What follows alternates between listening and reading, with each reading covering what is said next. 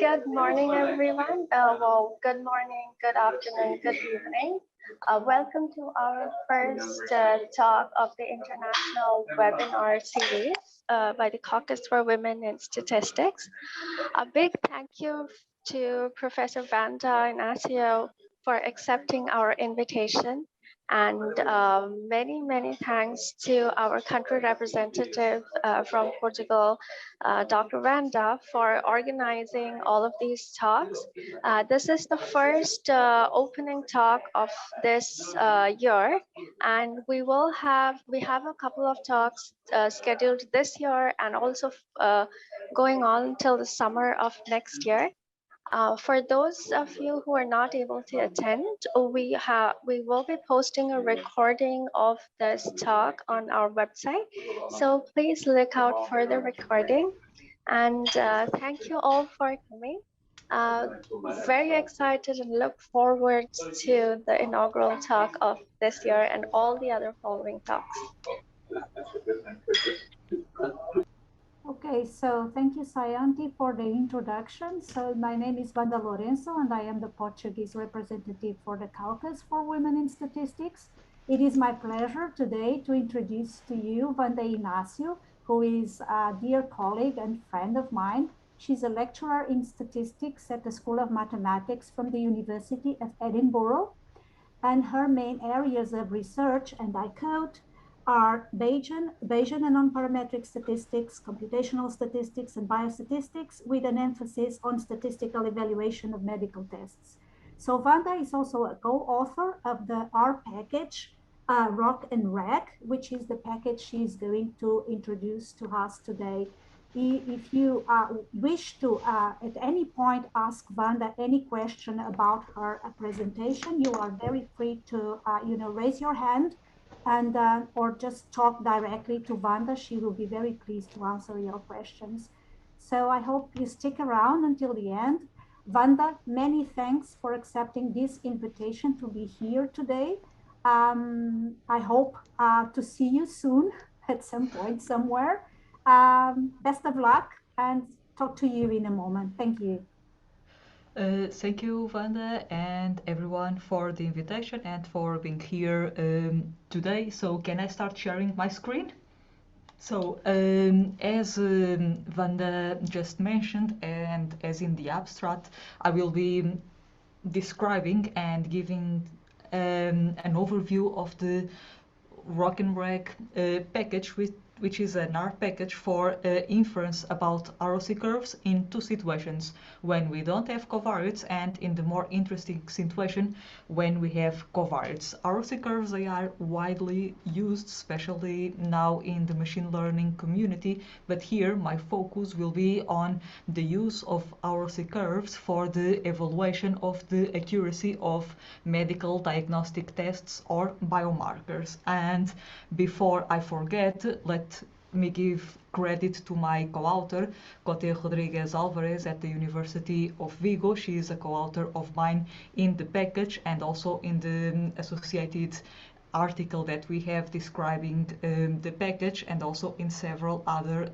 articles. And the package, should not be a surprise, is on CRAN. Here is just the screenshot that I did in the morning from the CRAN website. And shameless promotion, we have also a paper that was published last year in the R journal describing the package. And I think its main feature is that, to the best of our knowledge, is the only package implementing Bayesian inference for ROC curves. I will be describing here both because the package implements both Bayesian frequentist and Bayesian inferences, but I think its main novelty is the implementation of Bayesian approaches.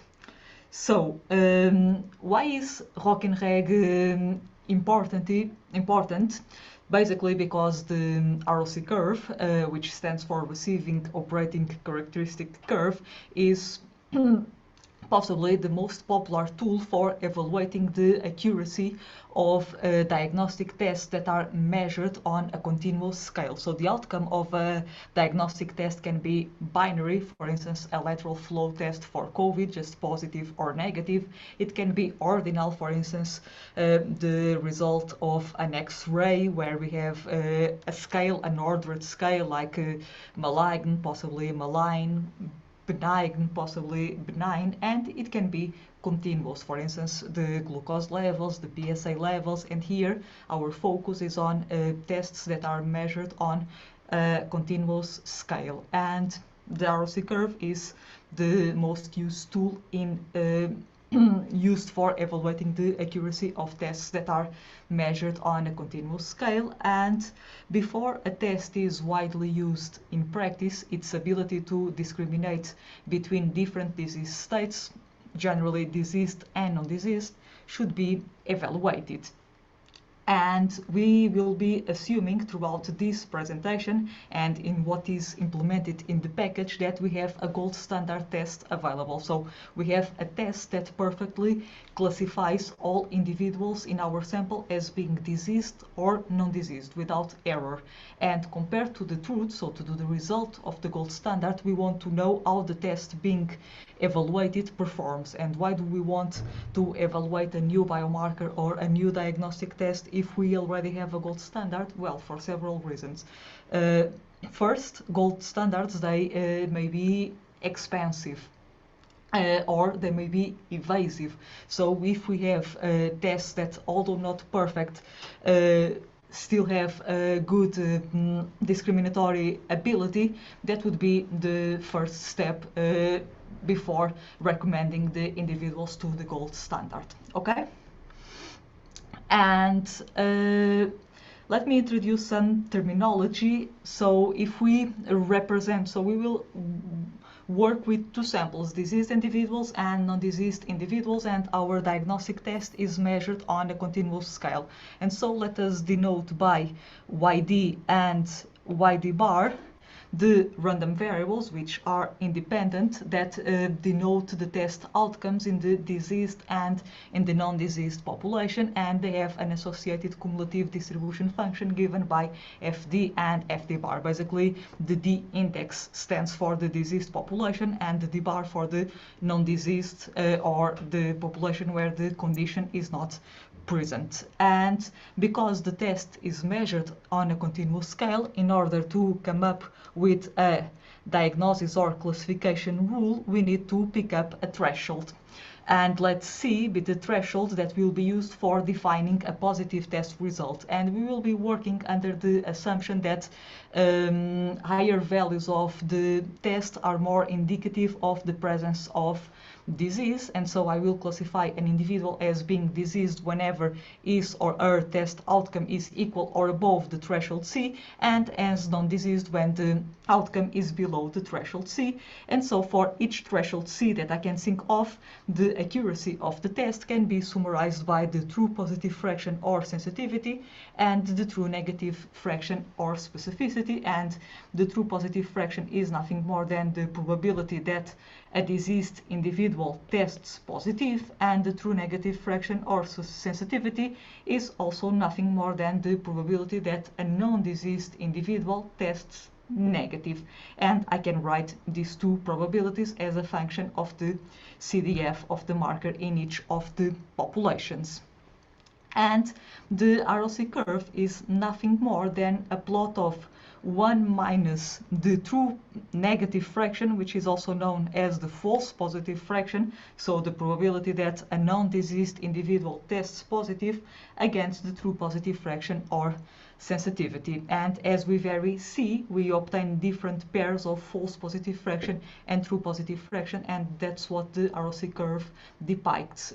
All possible pairs of true positive, false positive fraction and true positive fraction.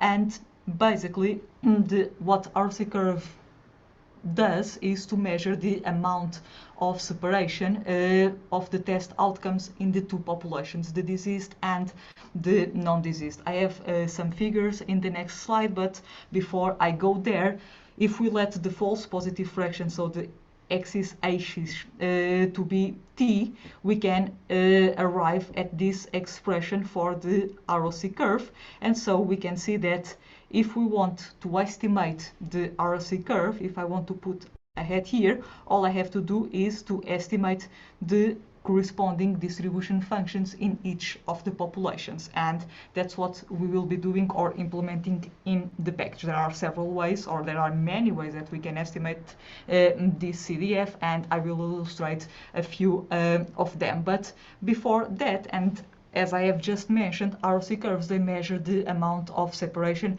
between the test outcomes in the diseased and non-diseased populations. And I have here some illustrations, where some hypothetical illustrations, and when the densities of the density of the marker in the two populations completely overlap here on the left side, so the ROC curve is just the diagonal of the unit square, and so the false positive fraction is equal to the true positive fraction for all thresholds that we can think of. So this is a useless test that classifies the individual as being diseased or non-diseased no better than chance. On the other extreme, we have the case where the two populations are completely separated. And here I can see that I can easily pick by eye a threshold that will give me a true negative fraction and a true positive fraction of 1 is this threshold here, right? And for this threshold, I know that the false positive fraction will be 0 and the true positive fraction will be 1, and that's the point here, and that's how an ROC curve that corresponds to a perfect test looks like. And of course, these are two extreme situations, and in between these two situations, I have these two situations. And I know that the greater the overlap between the two densities of test outcomes, the closer I am to the chance diagonal, to the ROC curve that represents a useless test, and the more separated the distributions, the closer I am to this ROC curve. Okay, and if my ROC curve lies below the chance diagonal, I just need to reverse my classification rules. So rather than saying that those who have a test outcome above C are diseased, those who have a test outcome below C are diseased. The worst situation is when we fall on the diagonal line, then we cannot do anything. The test is useless. Okay? And it is common to summarize the information of the ROC curve in a summary, in a single summary index, and there are several of them, and the package also implements them. The most popular one is the area under the curve, and the area under the curve is, as just the name says, is the area under the ROC curve, and so it lies between 0.5 and 1, right? 0.5 in the case of a useless test, 1 in the case of a perfect test, and the closer we are to the value of 1, the better the diagnostic accuracy. And the area under the curve, as we can see from here, it integrates over all region of false positive fractions. But in practice, for instance, we may want to restrict the false positive fraction to a small value. We may not want a test that has a high sensitivity, but on the other hand, that has also a high false positive fraction. So we may want to, okay, I want to see how accurate my test is, given that I'm only tolerating a false positive fraction of maximum, say, 0.2 or 0.3, right? It depends on the clinical context. Or the other way around, I may say, for instance, for cancer, I don't want to miss cases, so I want to evaluate how accurate my marker is, subject to the fact that the true positive fraction is, say, between 0.1, 0.8 and 1, and then I evaluate the corresponding average specificity, and that's what I have from here. This is the partial, this leads to the notion of partial area under the curve. So when I'm only integrating in a subset of the false positive fraction, so I'm only interested in this area, and what I'm evaluating is for this range of false positive fractions, what is the corresponding average sensitivity, given that I only tolerate a maximum of U1, say, as the false positive fraction. Or in the other situation I have described, if we want to restrict the sensitivity, right? So I want to see what is the corresponding average specificity when I restrict, because there is a trade-off, right? If I increase if I change the threshold so that the sensitivity is very high, the corresponding specificity will become smaller, and that's the trade-off that we want to check. And because these, in terms of doing the calculations, doing the integration in here, it's slightly more complicated, we can just do a rotation of the ROC curve and arrive at this rotated ROC curve. But for I will not insist on the details. I can come later if anyone wants to know more or point some references about these partial areas. And another summary measure of diagnostic accuracy is the Youden index, which is nothing more than the sum of the sensitivity plus specificity minus 1. So, or the maximum of the true positive fraction minus the false positive fraction, and I can still rewrite and as the maximum from the ROC curve to the chance diagonal. So we can interpret the Youden index.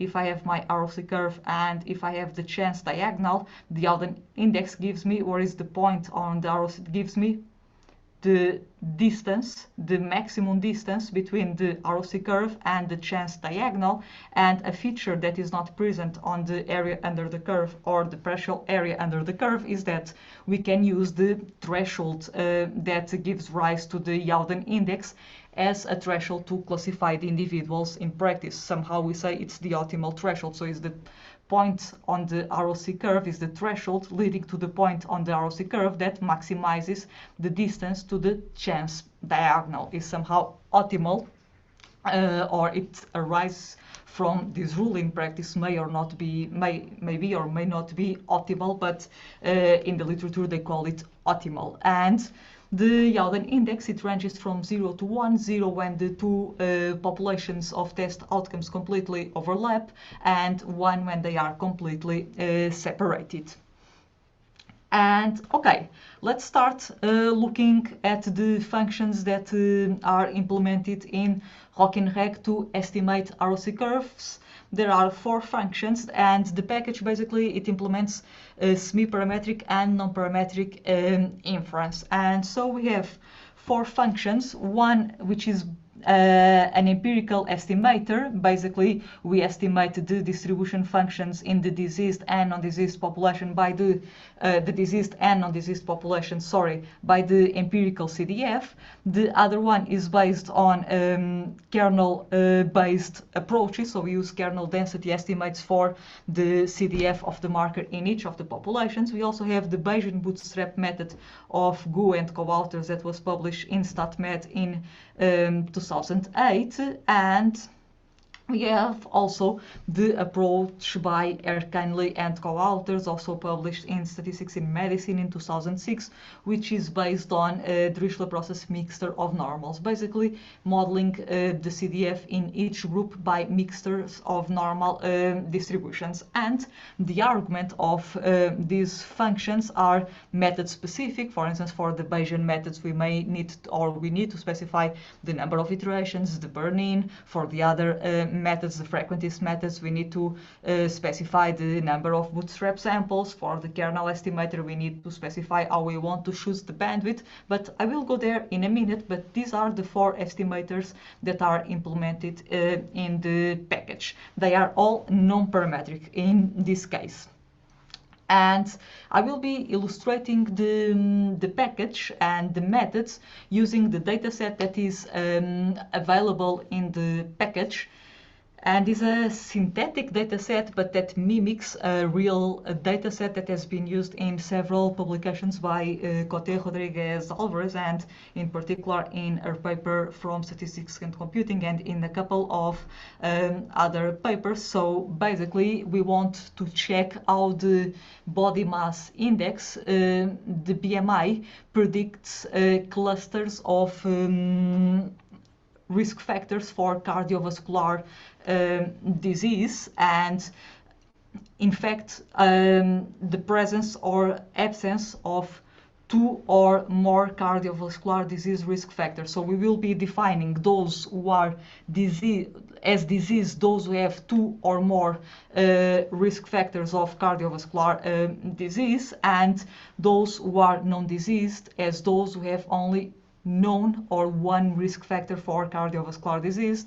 And the risk factors are listed here, all these good things: triglycerides, cholesterol, blood pressure, and raised fasting plasma glucose. So those who have 2 or more of these things, they are considered as diseased for us, and those who don't have any of these things or only one, they are considered as non-diseased for our illustration. And we want to see how the BMI differentiates between these two populations, and later we will be interested, when we describe the methods that take covariate information into account, how the performance of the BMI to detect or to distinguish between these two populations may be affected by the age and the gender of the individuals. Okay? So this is just to give some idea.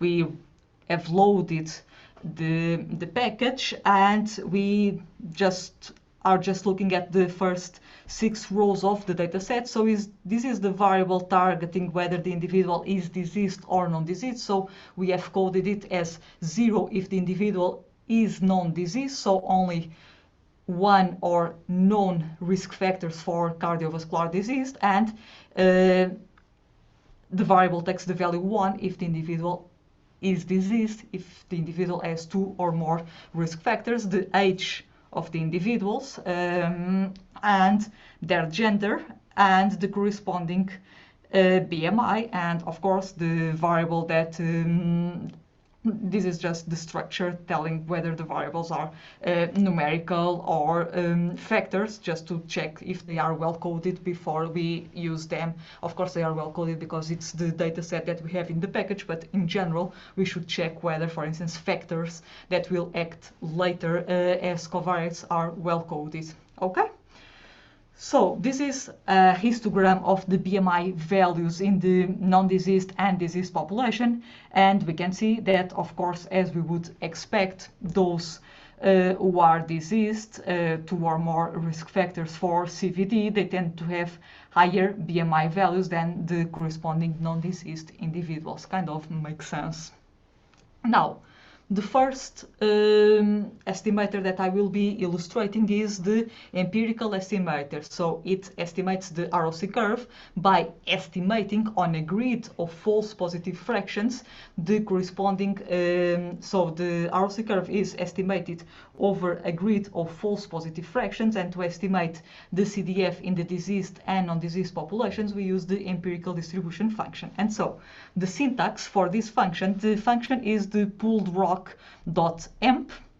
all for pooled because we are just looking at the outcome of the diagnostic test. We are ignoring covariates right now. And okay, we need to specify in the data set. First we need to provide the data set as a data frame. It is here. Then we need to specify what variable is the marker, is the BMI, the name in our data set. We have BMI, gender, age, and CVD underscore IDF. That's the name of the variable. So our marker is the BMI group. This is the variable that says this is the argument for the variable that says whether an individual is diseased or non-diseased, and that's variable.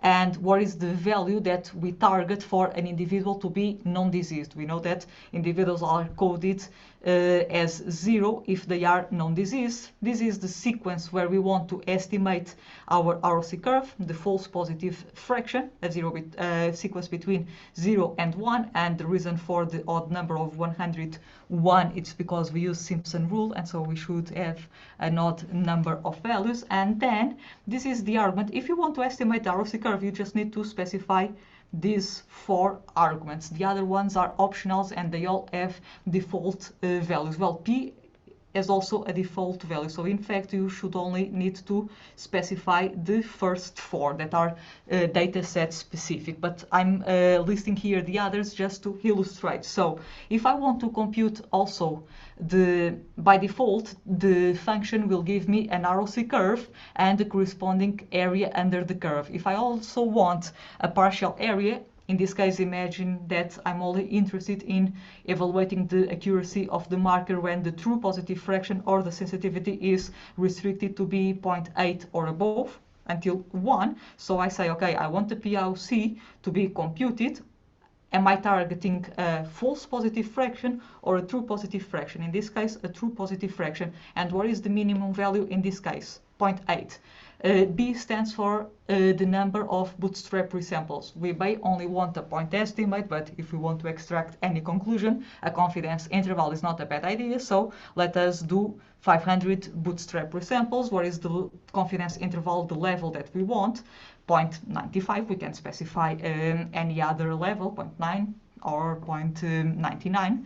And how do we do the bootstrap? Well, conditional on the outcome. We resample separately in the diseased and in the non-diseased population. And just to, this is not a problem for the empirical, but for instance, Bayesian methods, they tend to be slower because we need to take draws from the posterior distribution, and that may take time. So here we have implemented a parallel computation, so we can specify parallel no, and there are no parallel computations involved. Here I said yes, use Snow. Snow is only available on macOS or Linux, Windows, but we have the multi-core. If you don't have a Mac, you use the option multi-core. And how many clusters? Yeah, I've used 4, mainly because I've run the slides in the morning and I wanted to produce the PDF in a quick way. Okay. So after doing this, all functions implemented, they have an associated summary and plot functions. If I do the summary, I obtain what is the area under the curve, so 0.76, and the corresponding bootstrap confidence interval. Remember that I have asked for the partial area under the curve, so here I'm obtaining what is the value of the partial area under the curve when I'm restricting this sensitivity to be between 0.8 and 1. So basically I'm looking what is the average specificity in this case, so 0.42, of course, because I have restricted the sensitivity to be quite high, and then I have the number of observations, not very informative. And if we do plot of our object, we obtained the corresponding ROC curve, the point estimate, the black solid line, and the corresponding bootstrap confidence band, the dashed band, and also the area under the curve, which we know that we can also obtain from the summary of the function. Okay. And that's mainly it. The empirical is very simple, but I would say that to have a quick idea when we don't have covariates of the accuracy of the marker, it would be my default option. It cannot, if you have only very few individuals, say like 20 or 30, so the ROC curve may be quite jagged, right? Because it's based on the empirical CDF, so might not be the best option, because it means that for thresholds that are close by, the accuracy would change quite abruptly. But if you have, say, 100 or more individuals in each group, it, to be honest, is my default or to-go option. Now, we can own the empirical ROC curve as the problem of being jagged or not smooth, and kernel approaches, they overcome that because they are based or they involve a bandwidth, right? And so we know that kernel density, the kernel density estimate of CDF is a smooth, well, it depends on the value of the bandwidth, but for any reasonable bandwidth value, the estimate will be smooth. And our package implements, when we want to estimate the ROC curve based on kernel-based approaches, we have 2 bandwidths available. Silverman rule of thumb, which is the default when we use the comment density in R, and is that rule that is 0.9 times the minimum of the interquartile range of the data and the standard deviation times the sample size to the power of -0.2, if I remember correctly, and it will provide reasonable bandwidth values when the data are approximately normal. If you are expecting something to be bimodal or something, it might not be the optimal choice, and in this case you should resort to unbiased least squares cross validation. I didn't mention here, but it's also based on the function from base R UCV. Okay, and so what is the syntax in this case?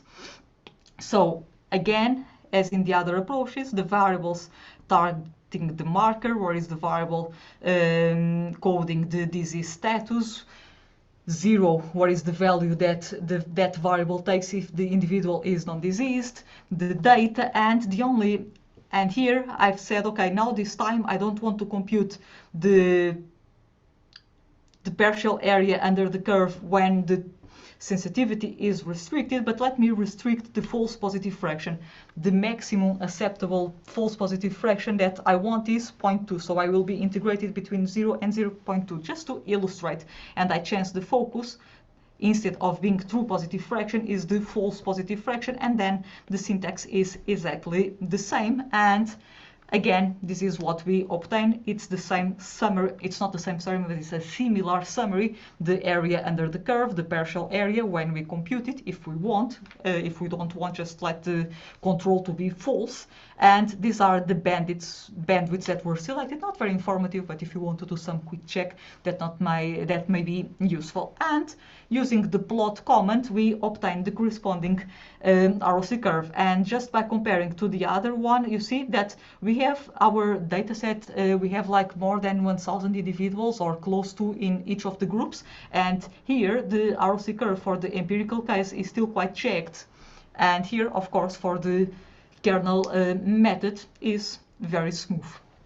Okay, and now I will not illustrate the Bayesian bootstrap estimator. It is described on the article, and I'm happy to talk about it further if anyone wants. I will jump to the most interesting estimator, biased as I am, which is the estimator that is based on assuming a Dirichlet process mixture of normal distributions for each of the groups. Basically, Dirichlet process mixture of normals, it's a very powerful method, and I will not give all the details here, but we can think that what we are doing is estimating the CDF of the marker in each of the populations by a mixture of normal distributions. But the weights, they have a prior distribution, so that I don't need to be very worried on the number of components that I select, because the prior will be quite sparse and will eliminate redundant components. So if I let the number of mixer components to be quite large, like 10 or 20, it's not I'm expecting 10 or 20 components in each of the groups, but it's a maximum number of components, and if I only have one, that's fine. The estimator will take care of that. And of course, a particular case of this DP Dirichlet process mixture estimator is the case where we only have one component in each of the groups, which is the very popular model that doctors like quite a lot. That is when you specify a normal distribution in each of the groups, right? And of course, this is a Bayesian estimator, so we need to draw samples from the posterior distribution, and so we need to say how many samples we want, and we know that we are taking samples from the posterior distribution, but it may take a while for the posterior distribution, for the sampling scheme to arrive at the stationary distribution. So I do not want to use those iterations that correspond to the period where I'm not in the stationary distribution. So this is known as the burn-in, and of course, there is no rule of thumb, or I don't have a crystal ball to say, okay, the number of burn-in iterations is 1,000, 2,000. It depends on the case, but we can monitor that through trace plots, and I will not illustrate, but the article in that we have published describes how to monitor for convergence of the chains. And in the default, we standardize the test outcome. So we subtract the mean and divide by the standard deviation so that the resulting mean is 0 and the standard deviation is 1, because it facilitates the specification of non-informative prior information, but is an option if you want to, if you have some prior information that you want to use, or although for these mixer models it's quite difficult to specify real prior information, but in case you have and you know how to do it, you can still work with the test on the original scale, and then we convert back to the original scale after we have done the sampling. Okay, so what is the syntax in this case? Well, the same as before here, right? Just the standardize is what I just mentioned. We standardize the test outcomes by subtracting the mean and dividing by the standard deviation. And here, this compute LPML, Watanabe and DIC, these are model selection criteria, and they can be useful if I want to compare, for instance, models based on different number of components, on different prior information, or different, basically these different number of components or different prior information. I can look at these model selection criteria and see which model they favor. And again, if I want to compute the partial area under the curve here, I'm saying no, I don't want to compute the partial area under the curve. I'm interested in the whole area under the curve, the area under the curve. Well, it will give you both, but because I'm saying that I don't want the partial area under the curve, it will not compute it. And if I want to look at the corresponding estimates of the density, I can say, okay, I want to compute or have the densities as the output as well. And here, for the prior information, there are a number of parameters that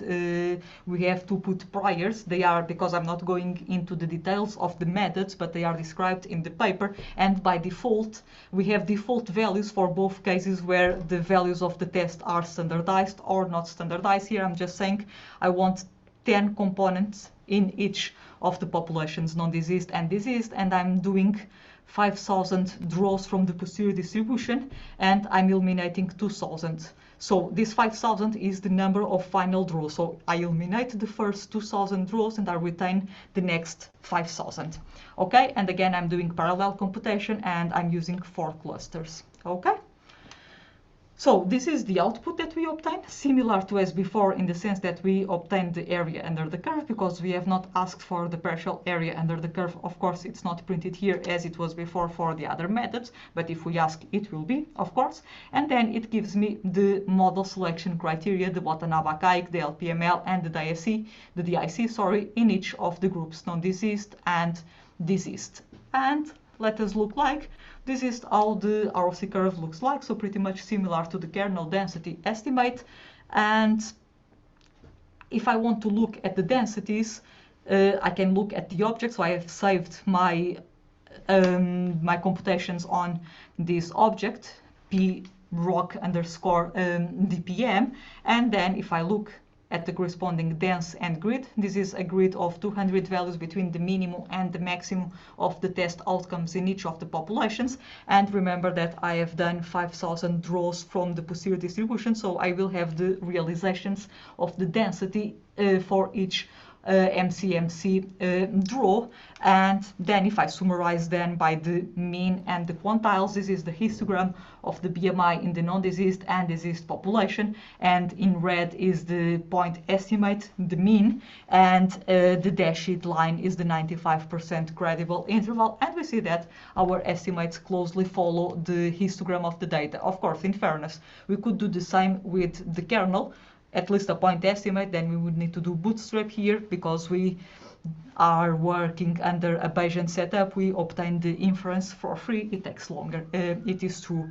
And of course, this is a non-parametric model, it's a mixer model. I know that mixer models are very flexible. They can handle the case of symmetric distributions, asymmetric distributions, distributions with multiple modes. But is my model adjusting, giving a reasonable fit? Well, there are several ways we can check that. One that I really like is using the so-called quantile residuals. These are based on the fact that if y is a continuous random variable with CDF given by f, then f of y should follow a normal distribution. So if in my observations, if I estimate the corresponding CDF and if I compute the quantile of the standard normal of the estimated CDF evaluated at the observations, then this quantity, this Rj, should follow approximately a normal distribution, and that's what I'm plotting here.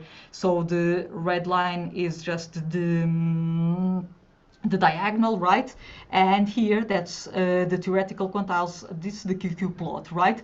And we have, the figure is quite small, but we have like confidence bands, and the dots are the point estimate, and we see that the line is completely contained in our band, and it's a very good fit. It's almost the textbook example for a good fit. It's not always like that, but DPMs tend to provide very good fits. They are quite flexible models.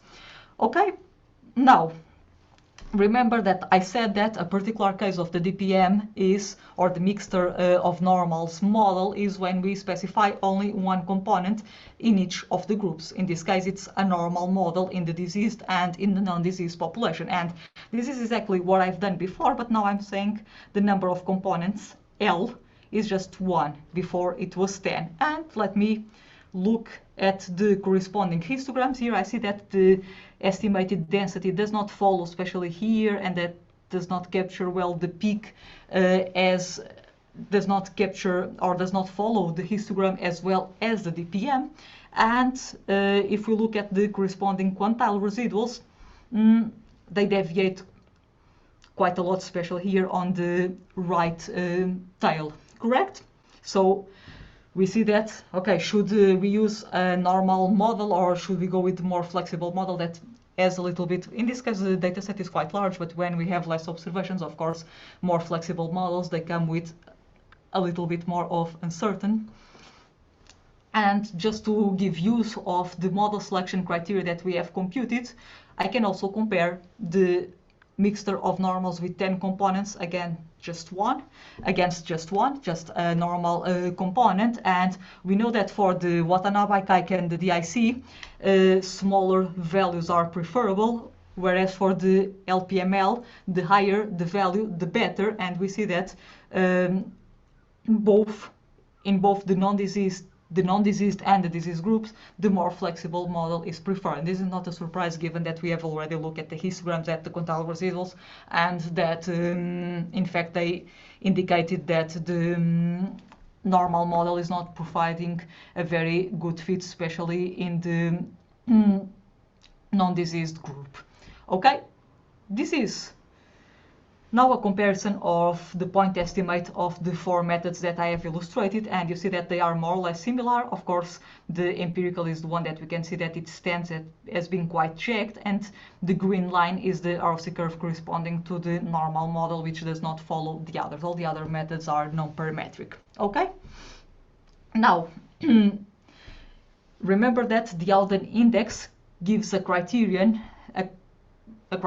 to pick up the optimal threshold. We can also say, okay, if I want to have a false positive fraction of, say, 0.2, what is the corresponding threshold, and what is the corresponding true positive fraction at this threshold? And we can also say, okay, if I want to target the true positive fraction, a true positive fraction of 0.5, what is the best threshold, and evaluate the corresponding false positive fraction. Right now, in the version of the package that we have on CRAN, we only have 2 criteria to compute the optimal threshold, the Alden index and the criteria that sets a value for the false positive fraction. And I'm illustrating, so the function is the compute threshold dot pooled ROC, and I've already saved my object from before, the pooled ROC DPM, that contains all of the iterations of the GIP sampler, and I'm saying what is the criterion, in this case, let's say the Alden index, where is the confidence level that I want for the credible interval for the threshold, and for the threshold when computing the intervals, and also for the associated true positive fraction, and I'm doing parallel.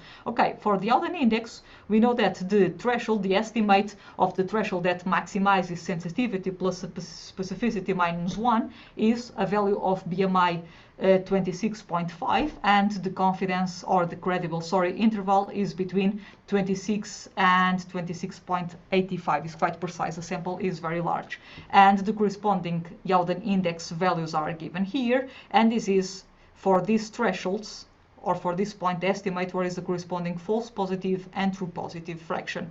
And if I want to change the criterion, now I don't want to pick up the optimal threshold or the threshold based on the Youden index, but I want to find what is the threshold that gives rise to a given false positive fraction, say 0.2. This will give me the thresholds, and of course the false positive fraction is fixed. That's what I have specified, and I can evaluate what is the true positive fraction with the corresponding interval. Okay? So is everything fine until now? Can I proceed to the covariate case, which I think it's the more interesting stuff? I will try to be very quick.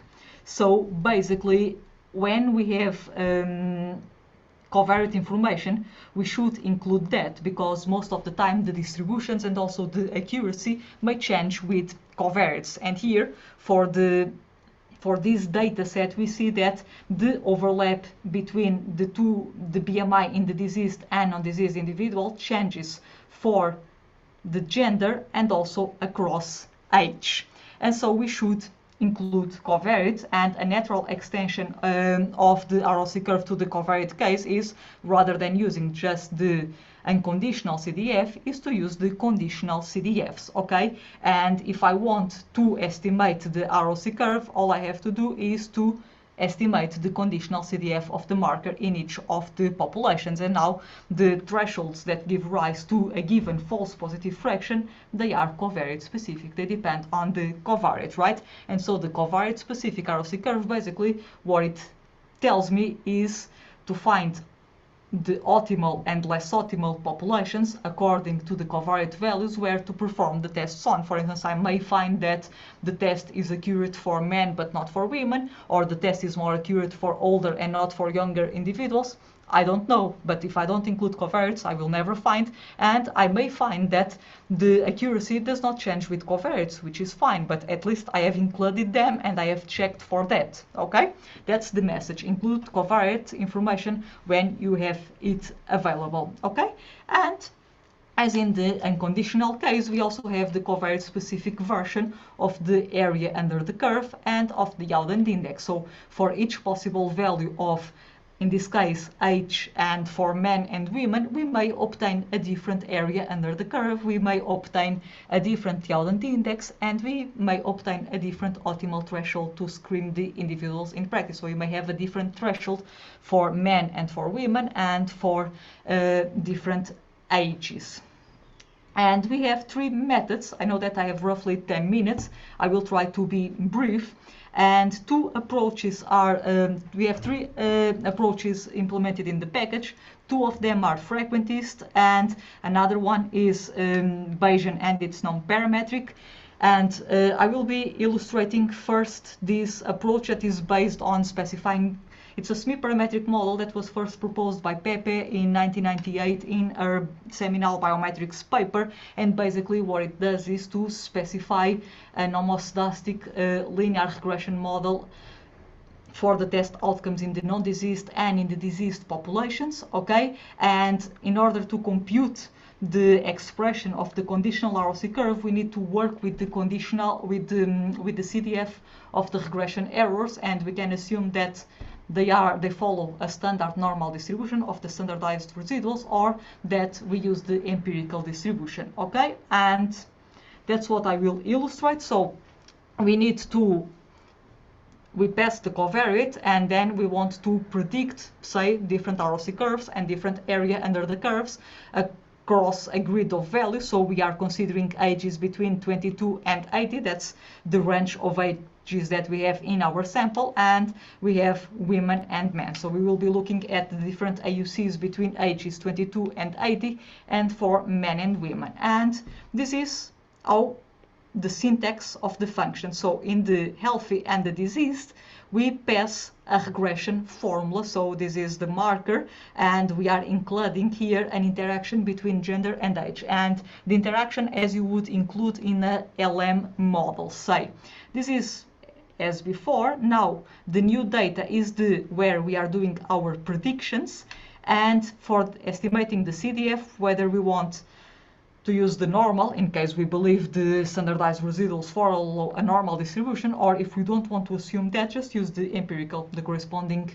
ROC curves will be a little bit more jagged, as we know, but at least we don't need to assume normality of the residuals. And again, we are doing 500 bootstrap resamples and 95% for the level of the intervals. And if you do, we have a summary. I have not printed here the summary because it's quite large, but we have a summary and a plot function as well. For all functions, we have summary and plot functions, and this is what we obtain, right? The conditional ROC surface in women and in men. So these are, if we pick like profiles along this axis, we will obtain for women an ROC curve for the different ages, right? So this is the false positive fraction and true positive fractions as for the usual ROC curves across a range of ages, and the range of ages is what we have specified, 22 and 80 for women and for men. And remember that we have included the interaction between gender, and this is how the AUC, we see that for women the accuracy decreases with age quite a lot, whereas for men it's more or less, it's not constant, but we don't see a huge variation with age. But of course, this is assuming a linear effect of the covariate, and we may need to check that we obtain the residual, so we can work with that. And to finish, I want to illustrate the Bayesian non-parametric approach. It basically extends the mixture of normal distributions that I have illustrated in the pooled roc.dpm, but now we want to introduce covariate dependence. So we have a mixture of normals, but the mean of each component, it follows a regression model, a linear or a nonlinear regression model. Okay, so in the case of linear specification for the mean, it will be a mixture of normal linear regression models, because I know that mixtures of normal linear regression models do not allow for nonlinearities. I might want to do some spline specification, some basis function, so I allow for nonlinearities. And the previous model, it targets the test outcomes, right? And all covariate dependence is made through the mean. Here, I'm specifying a model for the conditional CDF directly, and I allow the conditional CDF to change as a function of the covariates, not only the mean or the variance. And this is the syntax, is very similar to the syntax that we have used for the DPM, but here we specify our regression model. And here, this F stands for a smooth function based on B-splines, and I have the smooth effect of age, and I'm including the smooth interaction of age with gender, and here I'm specifying the number of interior nodes for age and for the interaction. And by preliminary experiments, we know that we need more nodes for the diseased population, and we are allowing, or we are enforcing, the same number of nodes for the age and the interaction. It could be different, we just need to change it here. Okay? And let me show, this is what we obtain, is similar to what we have obtained before. We have the different criterion that we can use to compare different models, and okay, that's what we obtain here. You see that before we were obtaining a linear effect because we have used a linear model, and here the message, it's the same, but it shows some non-linearity, right, on the effect of the age. And something to check whether the model is fitting well, we can do quantile residuals, as we have done in the no covariate case. And I also like to do posterior predictive checks, and here this function, predictive checks, takes our object from the class CROC.BNP and draws from the posterior predictive distribution. And here I'm looking, okay, I have taken, say, 5,000 draws from my posterior predictive distribution. For each of them, right, I have the posterior predictive distribution. I can compute, say, a summary statistic, and I can do the histogram over the 5,000 simulations I have taken and compare against the value on the observed sample. Because I'm using location scale mixtures and I'm using the same data to fit the model and to simulate from the posterior predictive distribution, it's advised that we work with summary statistics that were not explicitly included in our model. So we have used the mean and the variance. So let's look at the kurtosis and the skewness, say. And we can see that this is the value in the observed sample for the non-diseased and the diseased, and we see that it's quite centered. And here I have computed the kernel density estimate of the BMI in the non-diseased and the diseased groups. This is the solid black line, and these are the realizations, the kernel density estimate from the samples, the draws from the predictive distributions, and I can see that I can follow the data quite well, I would say. So I think the model is fitting well, and again the quantile residuals in this case for the covariate case, they are also quite good, I would say.